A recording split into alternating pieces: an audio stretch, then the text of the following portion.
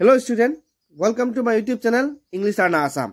আজি এই ভিডিওত তোমালোকৰ লগত ডিসকাস কৰিম কম্পাৰ্টমেন্টাল এক্সাম 2025 ৰ ওপৰত আৰু বহুত ছাত্ৰ ছাত্ৰীৰ বিভিন্ন ধৰণৰ প্ৰশ্ন আছিল এই ভিডিওত আজি এখন প্ৰশ্নৰ উত্তৰ দিবলৈ চেষ্টা কৰিম তো প্ৰথম বহুত ছাত্ৰ ছাত্ৰীৰ প্ৰশ্ন আছে গ্ৰেস মাৰ্কৰ ওপৰত অৰ্থাৎ তাৰ পাছত কেইটামান HSLC ডকুমেন্টস কাৰেকচনৰ ওপৰত আত তোমালোকে সম্পূৰ্ণ যদি ভিডিওটো চাই যোৱা তেন্তে তোমালোকে ইয়াৰ পৰা সম্পূৰ্ণ ইনফৰমেশন লাভ কৰিবলৈ সক্ষম হবা তেন্তে ভিডিও স্কিপ নকৰাকে তোমালোকে যদি এখন ভিডিও সম্পূৰ্ণ চোৱা নিশ্চয় ইয়াৰ পৰা তোমালোকৰ বেনিফিট হ'ব আৰু মই তোমালোকক এটা লাইভ প্ৰুফ অৰ্থাৎ এই মাৰ্কশিটৰ পৰা দেখাম যে গ্ৰেস মাৰ্ক এটা নহয় দুটা নহয় তিনটা সাবজেক্টতো দিয়া হয় আৰু এখন মাৰ্কশিট এটা ছাত্ৰৰ হয় আৰু এইবাৰ এই ছাত্ৰই গ্ৰেস মাৰ্ক লাভ কৰি হাই স্কুল এক্সাম উত্তীৰ্ণ হ'বলৈ সক্ষম হৈছে তেন্তে আহা আমি ভিডিও দেৰি নকৰাকে আৰম্ভ কৰিম স্টুডেন্ট তোমালোকৰ এখন এটা মাৰ্কশিট হয় আৰু এখন মাৰ্কশিট এইবাৰৰ HSLC ৰ হয় ইয়াত তোমালোকৰ মই প্ৰুফ দেখাম ইয়াত তোমালোকে প্ৰথম সাবজেক্ট কোডটো চাই লোৱা 01 তাৰপিছত C1 C2 C3 ঠিক এনেকৈ C4 আৰু 24 আৰু ৰিজাল্টত তোমালোকে যদি চোৱা ইয়াত তোমালোকে ভালকে চোৱা তেন্তে ইয়াত দেখা পাবা যে ASSB ডিভিজন 1 তো এখন ASSB অৰ্থাৎ এখন বোৰ্ড এবাৰ নতুনকৈ গঠন কৰা হৈছে তোমালোকে জানা আৰু এইবাৰৰ ৰিজাল্ট হয়টো ইয়াত তোমালোকে দেখা পাবা যে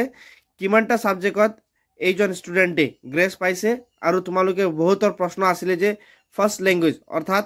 আসামিছত গ্ৰেস মাৰ্ক দিয়া হ'ব নেকি যদি আমি ইয়াত ভালকে চাওঁ তেতিয়া তোমালোকে দেখা পাবা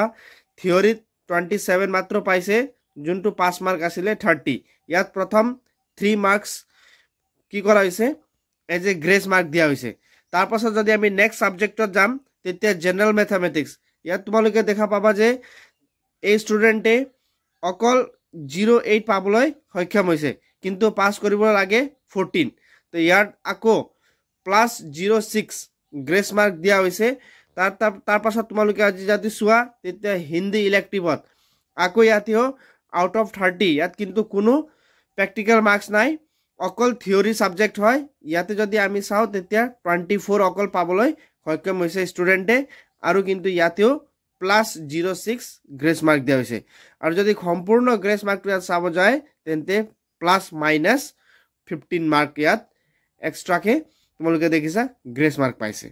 আৰু ইয়াৰ টোটাল স্কোৰ কৰিছে 231 যোনটো পাস কৰিব লাগে 180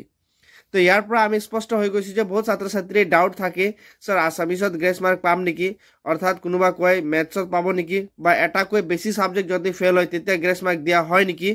তেন্তে তোমালোকে এখন মাৰ্কশিট চোৱা এইবাৰৰ হয় প্ৰথম তোমালোকে দেখিছা আসামিছত গ্ৰেস মাৰ্ক তাৰপাছত ম্যাথছত তাৰপাছত আকৌ হিন্দী ইলেক্টিভতো পাইছে তো টোটাল 15 মাৰ্কস আৰু মই বহুত মাৰ্কশিট দেখিছো যত 15 পৰাও বেছি গ্ৰেস দিয়া আছে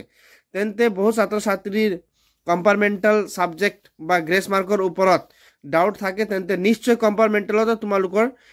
এগ্ৰিগেট কৰা হ'ব আৰু যদি কিছুমান মাৰ্কস কম থাকে তেন্তে তোমালোকক গ্ৰেস দিয়া হ'ব তো এইখিনি আছিল আজি ভিডিও যদি কোনোবা ছাত্ৰ ছাত্ৰী এবাৰ প্ৰথমবাৰ চেনেল ভিজিট কৰিছে তেন্তে কাইন্ডলি চেনেলটো সাবস্ক্ৰাইব কৰিব ঠিক এনে ধৰণৰ এডুকেশন ৰিলেটেড আপডেট পাই থাকিবলৈ thank you for watching the video